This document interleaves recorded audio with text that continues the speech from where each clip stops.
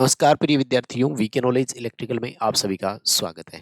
राजस्थान विद्युत विभाग में टेक्नीशियन थर्ड की प्री परीक्षा कंप्लीट हो चुकी है और बड़ा सवाल है कि हमारे इस प्री एग्जाम की आंसर की कब आएगी। आज की इस वीडियो में एक छोटा सा विश्लेषण आपको देने वाले हैं, पूरी चर्चा करेंगे क्योंकि हमें डर है कहीं पिछली बार की तरह रिस्पॉन्स की तो जारी नहीं हो जाएगी और आएगा सिस्टम भी, तो भी कब तक आएगा। और मुझे पता है आपका एक बड़ा सवाल रहेगा कि प्री की कट ऑफ कितनी जा सकती है, तो यूट्यूब की कम्युनिटी टैब में आप सबके लिए हमने वोट पोल करवाया है। ईमानदारी से अपनी वोटिंग जरूर करें क्योंकि डेटा ही मिलेंगे तो एनालिसिस संभव नहीं होता है। तो डिटेल वीडियो कट ऑफ पर आपको अलग से देंगे। अभी सिर्फ हम लोग इतनी सी चर्चा कर रहे हैं कि आंसर की कब आएगी, किस तरह से संभावनाएं हैं, ओवरऑल सिनेरियो क्या चल रहा है। मुझे लगता है कि इससे आपको एक सही दिशा मिलेगी अपने इस भर्ती प्रक्रिया में आगे बढ़ने की। आइए चर्चा पर एक नजर डालते हैं। वीडियो में जरूर रिस्पॉन्ड करें, आपकी जो भी प्रतिक्रियाएं होती है जरूर बताया करो और ये वीडियो अपने दोस्तों के साथ शेयर करें ताकि ओपिनियन पता लगे। आपको क्या लगता है रिस्पॉन्स की, आंसर की। देखो 2022 में जो हुआ, ये नए बच्चे हैं जो उनके लिए मैं बता दूं, तो हम नहीं चाहते कि वो चीजें वापस हो। फिर भी मैं आपको एक मोटा-मोटी अंतर बताता हूँ कि एक रिस्पॉन्स की जारी की जाती है और एक आंसर की जारी की, ठीक है ना? तो दोनों में कहीं न कहीं डिफरेंस तो है। रिस्पॉन्स की तो मुझे लगता है ना जारी करें, मैं सहमत नहीं हूँ। आपके क्या विचार है मुझे ज़रूर बताना। मैं पहले एक ऑप्शन दे रहा हूँ आपको। मैं रिस्पॉन्स की के तो पक्ष में बिल्कुल भी नहीं हूँ। इससे अच्छा तो आप रिस्पॉन्स की तो जारी मत करो, जैसा कि पिछली भर्ती में हुआ था। रिस्पॉन्स की में क्या किया जाता है कि आपकी केवल और केवल रिस्पॉन्स सीट दिखाई जाती है, जिसमें ये दिखाया जाता है कि आपने क्या चूज ऑप्शन किया और सही ऑप्शन क्या था। मतलब केवल और केवल ऑप्शंस दिखाए जाते हैं। केवल और केवल आपको 5 विकल्प दिखाए जाते हैं, ए, बी, सी, डी और ई। एग्जाम्पल के तौर पर ये मान लीजिए पहला प्रश्न है। अब मान लीजिए कि पहले प्रश्न में आपने बी सही किया था, लेकिन बोर्ड ने इसका सी सही माना है, तो बस इतना दिखाते हैं। अब इस रिस्पॉन्स की में हमें हाँ तो ये पता लगता है कि पहला क्वेश्चन क्या था,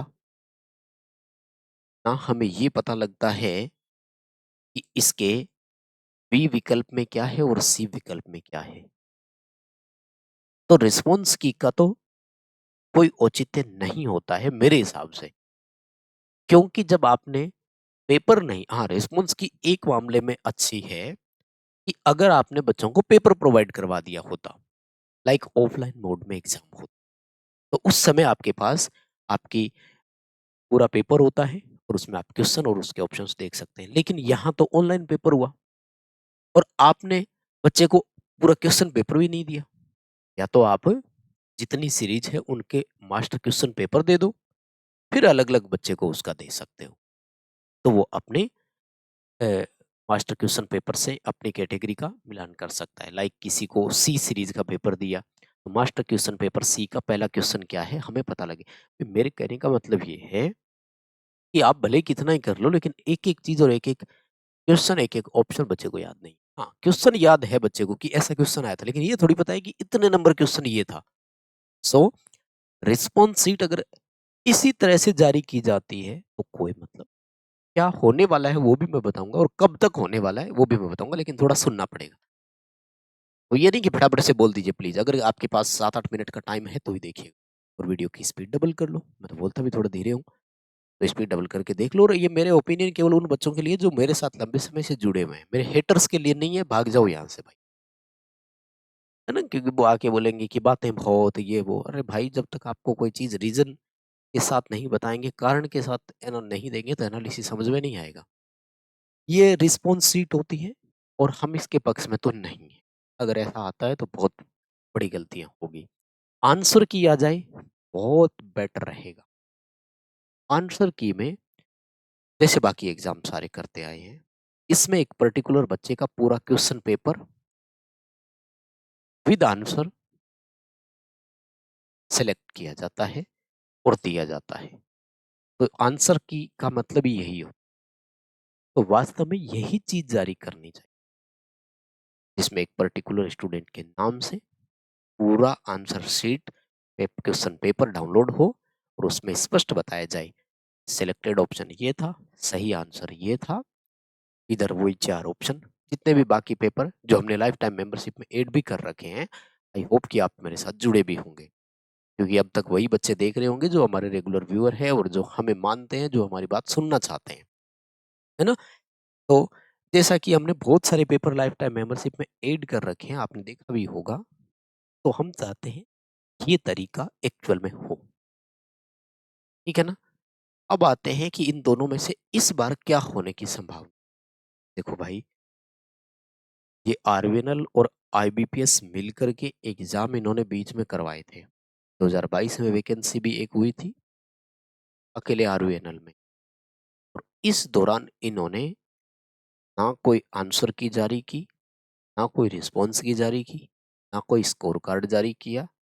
सीधा रिजल्ट आया और सिलेक्टेड बच्चों के नाम और मेरिट आई थी। हालांकि रिजल्ट कट ऑफ के बाद में इन्होंने स्कोर कार्ड जरूर जारी किया था पर्टिकुलर बच्चे का कि किसके कितने नंबर आए। तो पहली चीज तो ये कि अगर ये कर दे तो कुछ भी नहीं दे, लेकिन ऐसा तो नहीं करेंगे, क्योंकि ये अपने नोटिफिकेशन में क्लियरली है कहीं ना कहीं अब, क्योंकि देखो इस चीज में तो कोई बच्चा क्या ही ऑब्जेक्शन करेगा, कर नहीं सकता। तो संभावना यही है कि ये प्रॉपर तरीके से जारी की जाए, बट ये इसको जारी नहीं करेंगे। क्यों नहीं करेंगे? क्योंकि आपको पता हो टोटल 14 पेपर हुए हैं, है ना? 14 पेपर हुए हैं, एंड कहीं ना कहीं क्वेश्चन वही होते हैं जो घूम फिर करके फिर से देखने को मिल जाते हैं। तो इनको लगता है कि मेंस का जो पेपर है वो कहीं इन्हीं में से वापस आए, इसलिए ये एक तरह से मटेरियल को, एक तरह से क्वेश्चंस को आउट नहीं करना चाहते, तो फिर पूरी आंसर की ना भी प्रोवाइड करवाएं, ये भी रहता है। तो ऐसे में ऑब्जेक्शन और कट ऑफ के लिए दिक्कत हो जाती है कि कैसे ऑब्जेक्शन लगेगा और कट ऑफ कैसे आएगी। तो आरबीएनएल इस मामले में थोड़ा सख्त है। तो जहां तक मेरा मानना है, साफ और क्लियर कट डिसीजन आएगा कि या तो अपन को कुछ भी नहीं मिले देखने को और सीधा रिजल्ट आए, और अगर आता है तो ये आंसर की वाला ही आएगा, रिस्पॉन्स की जैसा तो नहीं आएगा इस बार। तो इसको हम चाहते भी नहीं है और इस बार ये तो नहीं होने, इसलिए आपको मस्त रहे। पूरी संभावना है इस बार भले मटेरियल बाहर आ रहा है तो आए, लेकिन ये सिस्टम देखने को मिल सकता है कि आपको, और नहीं तो फिर वही मास्टर क्वेश्चन पेपर दिया जाएगा और आपकी रिस्पॉन्स शीट जो है वो, तो आंसर की जो है वो डाउनलोड करने को आपको मिल जाएगी, जिसमें आप अपना मिलान कर सकते हैं। बात है कि आएगा कब तक। तो देखो, वैकेंसी बहुत डिले पहले भी हो चुकी है, अब और ज़्यादा समय नहीं लगेगा। सेकंड चीज़ मैं फिर बोल रहा हूँ, नोडल एजेंसी आरवीएनएल है। आरवीएनएल हर चीज़ को फटाफट से पूरा करना चाहता है, उनको पता है ये चीज़ें लंबी नहीं खींचनी चाहिए और लंबी नहीं खींच सकते, इसलिए डिले कहीं नहीं होगा। तो आंसर की का ज़्यादा तो नहीं कह सकते, लेकिन विद इन 2 हफ्ते आप मानकर चलें, यानी 15-20 दिन के अंदर अंदर अपन को ये लग रहा है कि अपन को आंसर शीट और रिस्पॉन्स शीट जो भी है वो दिखा दें। यानी प्रक्रिया लंबी चलनी है, लंबी नहीं चलनी है, फटाफट से इसको पूरा करना है इनको। तो अब चांसेज यही है कि अपन को ये मिले और बहुत जल्द मिलने की संभावना, इतना लंबा समय नहीं लगेगा। विद इन 1 और 2 वीक हम ये उम्मीद लेकर चल रहे हैं कि आपको आंसर की देखने को मिल जाएगी। ये वाली नहीं होने के चांसेस है और नहीं होना चाहिए, हम सहमत नहीं है। इधर ये वाला सिस्टम आपको देखने को मिल जाएगा। इसके बाद रिजल्ट जारी होगा तो मानकर चलें कि उसमें भी टाइम लगेगा।